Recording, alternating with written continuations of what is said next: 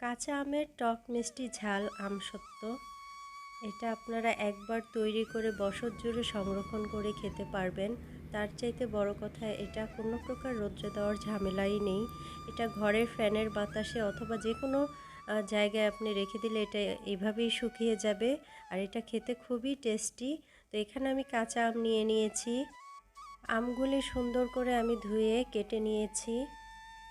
তো এখানে গরম পানিতে আমগুলি দিয়ে দিয়েছি। তো এটা খুব সুন্দর মতো সিদ্ধ করে নিতে হবে। তো আপনারা 1 থেকে 1.5 ঘন্টা হাতে টাইম নিয়ে করবেন, যাতে এটা একদমই গলে যায়। তো আমি যেহেতু রোদ্রে দিচ্ছি না, তাই এখানে পানির পরিমাণটা একটু বেশি শুকিয়ে নিচ্ছি। আর এটা যত ভালো সিদ্ধ হবে, এটা চালনিতে তত ভালো ছাকা যাবে। তো এখানে আমি সবগুলি আম নিয়ে নিয়েছি। তো এখন ছেঁকে নেব। একটা চামচ দিয়ে খুব সুন্দর করে আস্তে আস্তে এটা করতে হবে, একটু ধৈর্য নিয়ে। আর আপনারা চাইলে এটা যদি আরও পাতলা রাখেন, সেক্ষেত্রে আপনাদের রোদ্রে দিতে হবে। তো এটা আমি ফেলে দিচ্ছি, যেটা বাড়তি বের হয়েছে। এই তো আমের পিউরিটা। তো এখন আমি দিয়ে দিচ্ছি একটা প্যানে।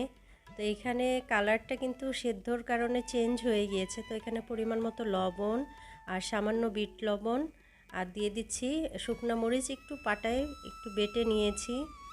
আর দিয়ে দিচ্ছি এখানে সবুজ কালার, যেহেতু কাঁচা আম তাই একটু কালারটা দিতেই হবে, না হলে এই কালারটা সুন্দর আসবে না। তো দেওয়ার পরে একটু নাড়াচাড়া করে নিচ্ছি। তো এখন দিয়ে দিব এখানে পরিমাণ মতো চিনি।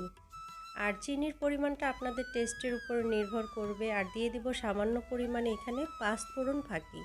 আর পাঁচফোড়ন ফাঁকিটা একদমই অপশনাল, আপনারা চাইলে দিতেও পারেন, চাইলে নাও দিতে পারেন। সুন্দর করে এখন আমি মিশিয়ে নিচ্ছি সবগুলি মশলা।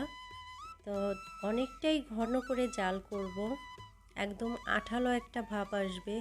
যেহেতু আমি রোদ্রে দিচ্ছি না এটা, তাই একটু ঘন করে নিতে হবে। তো আপনারা দেখেই বুঝতে পারছেন, এভাবে করলে দেখেন একদমই মিশছে না, তার মানে এটা একদমই হয়ে গিয়েছে। তো আমি এখন একটা পাত্রে ঢেলে নিব। তো আমি একটা পাত্রে এটা ঢেলে নিচ্ছি। তো আপনারা চাইলে পরিমাণে বেশিও করতে পারেন, আমার পরিমাণ অনুযায়ী আমি এখানে করে নিয়েছি। আর এটা কিন্তু খুবই টেস্টি হয়। তো এটা 1 থেকে 2 দিনের ভিতরে এরকম হয়ে যাবে, কোনো প্রকার রোদ্রে দেওয়ার ঝামেলা ছাড়াই। তো আমার ভিডিওটা ভালো লাগলে প্লিজ আমার চ্যানেলটা সাবস্ক্রাইব করে আমার পাশে থাকবেন, বেল আইকনটি ক্লিক করে দিবেন আর ছোট্ট একটা লাইক দিবেন। সবাইকে ধন্যবাদ।